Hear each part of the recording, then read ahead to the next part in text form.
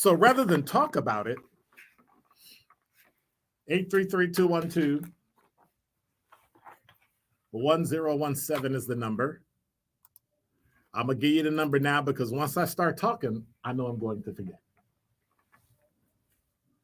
A former U.S. Marine sergeant, I know you heard about it, who killed a homeless man by putting him in a chokehold on the New York City subway, was charged with manslaughter today in a Manhattan criminal court hours after he surrendered to police. A viral video showing Daniel Penny putting 30-year-old Jordan Neely in a chokehold. Now, this happened on May 1st while they rode the F train in Manhattan. Neely died from a compression of the neck, the medical examiner said, but Penny's lawyer said their client didn't mean to kill him. Really? According to witnesses, Neely, who was known to impersonate Michael Jackson on the subway system, was complaining loudly about being hungry, saying he was ready to die. Now get this. When Penny came up behind him and grabbed him, or should they say gripped him around the neck. This is from Reuters.com, Reuters news service. Penny, 24, restrained him on the floor of the subway car until Neely appeared to stop moving. The man was later declared dead.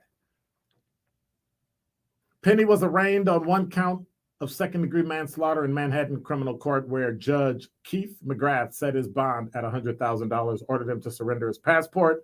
He was released on bond and is due back in court July 17th. He was handcuffed when he entered the room and was not in handcuffs when he exited after the brief hearing. His lawyer, Thomas Kenneth, said during the hearing, Mr. Penny not only has ties to the community, he is in fact a pillar of his community. You know, pillars of communities don't walk up behind people who are allegedly threatening someone else.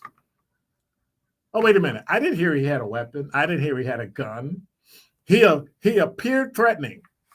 Black man talking loud in the subway.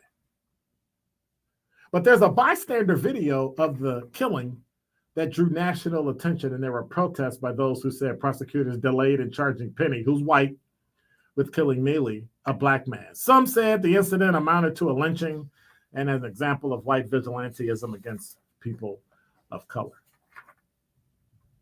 So if you watch the video and if you hear the report, I want you to listen. Because Penny's attorneys told the court that he grew up in New York City before serving 4 years in the Marine Corps.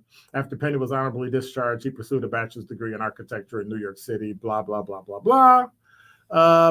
He attained the rank of sergeant, received awards, good conduct medal. Doesn't everybody get a good conduct medal? No, I'm just teasing.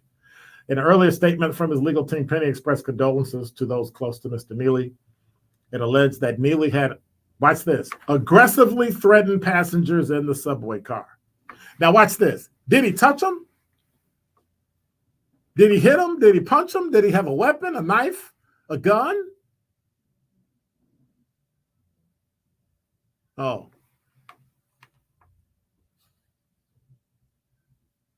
A spate of attacks on train passengers last year, particularly Asian Americans, prompted New York City Mayor Eric Adams to increase police patrols and expand outreach to the mentally ill in the subway system, citing rising homelessness in the wake of the pandemic. I've got a video I want you to listen to so that you can grasp what's going on. I listened to it, but I, like everyone else, are human. So, Rhea, you might want to keep your finger on the dump switch because, you know, sometimes things can be graphic.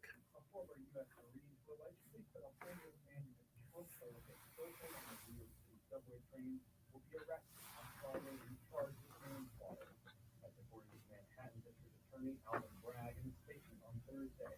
A video circulating online shows the 24-year-old Marine identified as Daniel Penny, a white man, putting a black man identified as 30-year-old Jordan Neely into a chokehold for more than 3 minutes. 2 other men on the Manhattan train are seen restraining Neely's arms before he goes home. They did not identify the guy in the video. According to the New York Medical Examiner's office, Neely died from a concussion against his neck. The incident has sparked protests in New York, with some describing it as white vigilantism against people of color. And his lawyers in a statement said the former Marine, quote, never intended to harm Mr. Neely and could not have foreseen his untimely death, alleging that Neely had aggressively not immediately respond to a request for comment. An attorney for Neely's family said in a statement on Monday that Penny's actions on the train and his words show that folks continue to be critical. New York City Mayor Eric Adams, who called for Manhattan on Wednesday, said Neely do not deserve to die. Emotions in our city. What about